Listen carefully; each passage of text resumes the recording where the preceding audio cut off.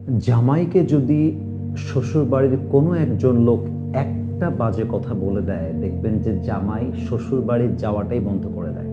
শ্বশুরবাড়ি তালাক, জীবনেও যাবে না। 10-20 বছর যাবৎ কথাও বলবে না, শ্বশুরবাড়িও যাবে না, সম্পর্ক একদম শেষ। অথচ সেই জামাইয়ের বউটা বউয়ের শ্বশুর বাড়িতে অর্থাৎ জামাইয়ের বাবা মায়ের বাড়িতে প্রত্যেক দিন গালি খায়, ননদের গালি খায়, স্বামীর গালি খায়, শ্বশুরের গালি খায়, শাশুড়ি গালি খায়, প্রতিদিন যে কতভাবে লাঞ্ছিত হয়, তবুও মেয়েটা সেই শ্বশুর বাড়ি ছেড়ে যায় না, জামাইয়ের ঘর ছেড়ে যায় না, সংসারটা ছেড়ে যায় না। তার মানে কি বোঝা গেল? বর্তমান সমাজের সবচেয়ে তিতা বাস্তব কথা হলো যে একজন জামাইয়ের যে পরিমাণ তার শ্বশুর বাড়িতে মূল্য দেওয়া হয়, একজন জামাইকে তার শাশুড়ি বাড়িতে যে পরিমাণ সম্মান করা হয়, তার অনেক অনেক কম একজন মেয়ের সম্মান করা হয় তার শ্বশুর বাড়িতে। তার 1000 গুণ কম মেয়ের সম্মান করা হয় তার শাশুড়ির বাড়িতে।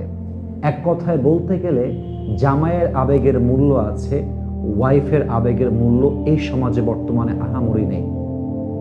জামাইয়ের ভ্যালিউ আছে, ওয়াইফের কোনো ভ্যালিউ নেই। জামাইয়ের ইমোশন আর ওয়াইফের ইমোশনটা ইমোশন নয়। এটা হচ্ছে অনেক জায়গায় এই বর্তমান সমাজের বাস্তবতা। জামাইকে গালি দিলে জামাইয়ের ইগোতে লেগে যায়, কিন্তু বউ প্রত্যেক দিন গালি খায়, কেউ কোনো কেয়ারই করে না। কারণ কি? মেয়েটার ঠেকা, মেয়েটা ডিভোর্স হয়ে গেলে মেয়ের সম্মান কমে যাবে, মেয়ে ঠেকায় পড়ে বসে আছে, বাপবার যেতে পারছে না, শ্বশুরবাড়ি পড়ে আছে।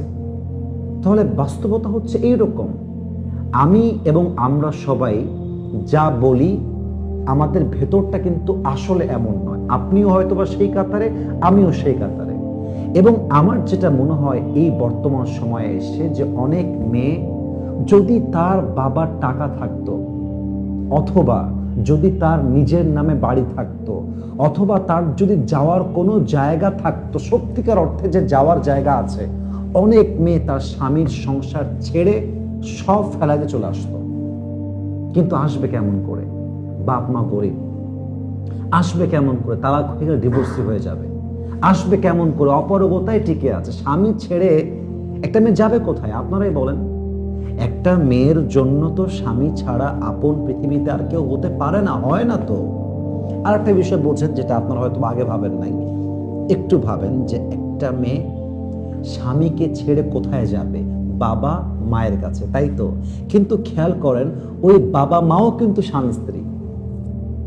মায়ের জন্য বাবা হচ্ছে স্বামী, আর বাবার জন্য মা হচ্ছে স্ত্রী। ওইটাও কিন্তু স্বামী স্ত্রীর সম্পর্ক। তার মানে কি? আলটিমেটলি একজন মেয়ের সবচেয়ে বড়